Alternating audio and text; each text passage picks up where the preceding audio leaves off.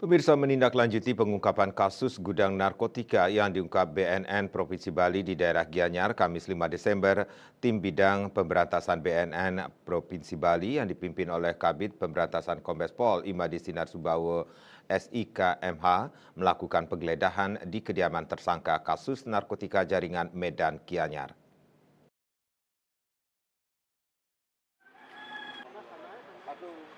Sasaran lokasi penggeledahannya yaitu rumah kos yang menjadi tempat tinggal tersangka RZ bersama keluarga yang berlokasi di Jalan Arjuna, Desa Mas, Kabupaten Gianyar.